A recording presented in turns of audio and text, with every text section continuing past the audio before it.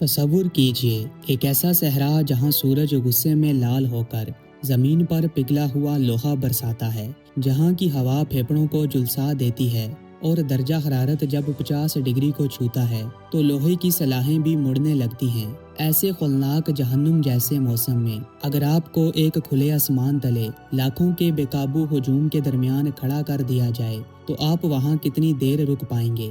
5 minute, 10 minute یا شاید اس سے بھی کم۔ لیکن اب ذرا اس منظر کو دیکھیں۔ اسی جلتے ہوئے صحرا کے عین قلب میں ایک ایسی مقدس سرزمین ہے جہاں جیسے ہی کوئی زائر قدم رکھتا ہے باہر کی تپتی ہوئی لو کا نام و نشان مٹ جاتا ہے۔ اچانک سانسوں میں ایک برفیلی پہاڑی مقام جیسی راحت بخش ٹھنڈک اترنے لگتی ہے۔ باہر پرندے گرمی سے مر رہے ہوتے ہیں، لیکن اندر بوڑھے، بچے اور کمزور زائرین سجدے میں پڑے رو رہے ہوتے ہیں اور انہیں باقاعدہ سردی کا احساس ہو رہا ہوتا ہے۔ دنیا کے بڑے بڑے بزنس مین، معاشی ماہرین اور بل گیٹس جیسے کھرب پتی جب اس نظام کو دیکھتے ہیں تو ان کا دماغ سن ہو جاتا ہے۔ وہ حساب لگاتے ہیں کہ اس برفیلی ہوا، اس پرسکون ماحول اور اس عظیم الشان انتظام کی فی سیکنڈ قیمت کیا ہوگی۔ لیکن جب انہیں اصل حقیقت کا پتہ چلتا ہے تو ان کی آنکھیں پھٹی کی پھٹی رہ جاتی ہیں، کیونکہ یہ دنیا کا واحد میگا پروجیکٹ ہے جس کو چلانے کے لیے زائرین سے 1 روپیہ، $1 یا 1 ریال بھی وصول نہیں کیا جاتا۔ یہ کوئی عام انجینئرنگ کا شاہکار نہیں ہے، یہ سائنس اور عقیدت کا وہ لازوال سنگم ہے جسے مکہ کے حکمران اپنی زندگی کا سب سے بڑا مقصد مانتے ہیں۔ لیکن یہاں پر ایک ایسا ہولناک سوال کھڑا ہوتا ہے جس کا جواب عام انسان کے وہم و گمان میں بھی نہیں ہے۔ کیا ہو اگر مکہ کی اس 50 ڈگری کی قاتل گرمی میں جب لاکھوں لوگ طواف کر رہے ہوں، یہ پورے کا پورا جادوئی نظام اچانک صرف 1 سیکنڈ کے لیے بند ہو جائے؟ کیا زیر زمین چھپی وہ عظیم الشان مشینیں سینکڑوں میں تباہ ہو جائیں گی، یا اس کے پیچھے کوئی ایسا راز ہے جو اب تک دنیا سے چھپایا گیا ہے؟ معزز دوستو، تاریخ گواہ ہے کہ مکہ مکرمہ کا سفر ہمیشہ سے محبت اور مشقت کی ایک لازوال داستان رہا ہے۔ دہائیوں پہلے جب نہ بجلی تھی، نہ ایئر کنڈیشنرز اور نہ ہی یہ جدید سہولیات، تب اللہ کے یہ دیوانے مہینوں کا سفر طے کر کے جلتے ہوئے پیروں کے ساتھ کعبہ کی چوکھٹ پر پہنچتے تھے۔ مکہ کی مقامی خواتین اپنے گھروں سے عرق گلاب اور آب زمزم لا کر فرش کو دھوتی تھیں تاکہ زمین کی تپش کو تھوڑا کم کیا جا سکے، لیکن وہ گرمی اتنی شدید ہوتی تھی کہ چند ہی منٹوں میں پانی بھاپ بن کر اڑ جاتا تھا۔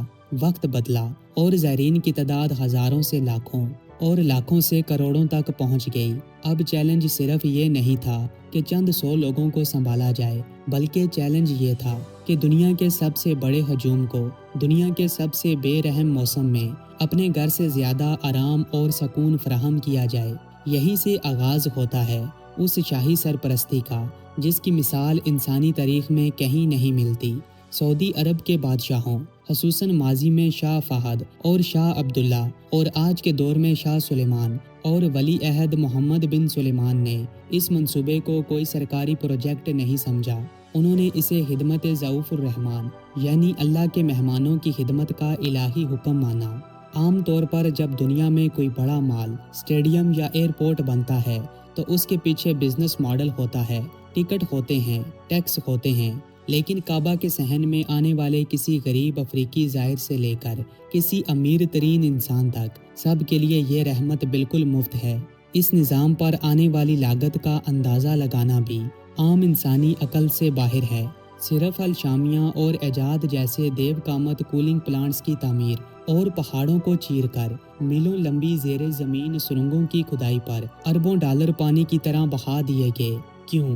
صرف اس لیے کہ جب کوئی بوڑھی ماں سجدے میں جائے تو اس کے گھٹنوں کو زمین سے گرمی نہیں بلکہ جنت جیسی ٹھنڈک محسوس ہو۔ لیکن یہ ٹھنڈ مسجد کے اندر پہنچتی کیسے ہے؟ جب آپ حرم پاک کے خوبصورت اور پرسکون ماحول میں بیٹھے تلاوت کر رہے ہوتے ہیں تو آپ کے وہم و گمان میں بھی نہیں ہوتا کہ آپ کے پیروں کے سینکڑوں فٹ نیچے زمین کی گہرائیوں میں ایک الگ ہی کائنات آباد ہے، ایک ایسا پوشیدہ نیٹ ورک جو خاموشی سے بغیر کسی شور کے دن رات کام کر رہا ہے۔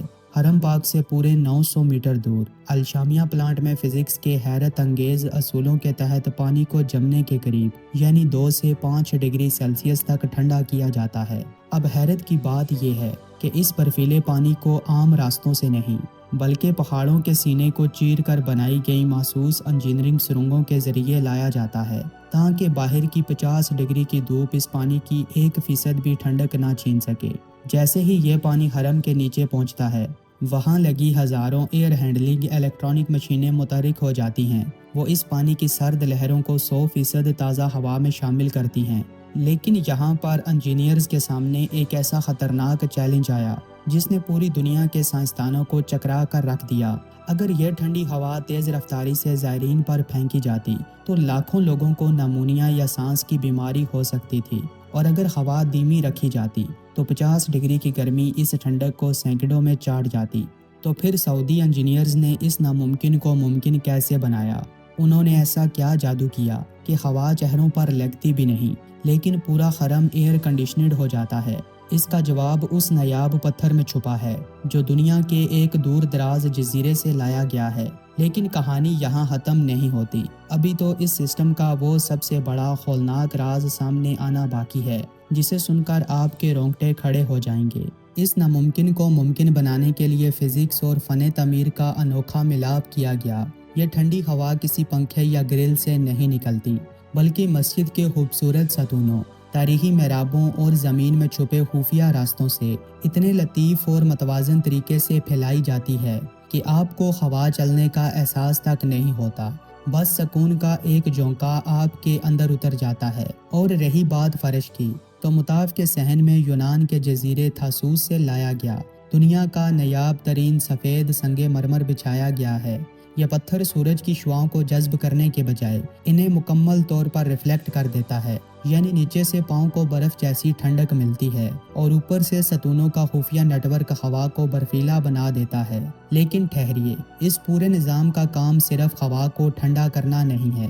ذرا سوچئے، دنیا کے ہر کونے سے آئے ہوئے لاکھوں لوگ، جن میں سے کئی بیمار ہوتے ہیں، کھانستے ہیں، چھینکتے ہیں، اتنے شدید ہجوم میں بیماریاں اور مہلک جراثیم کتنی تیزی سے پھیل سکتے ہیں۔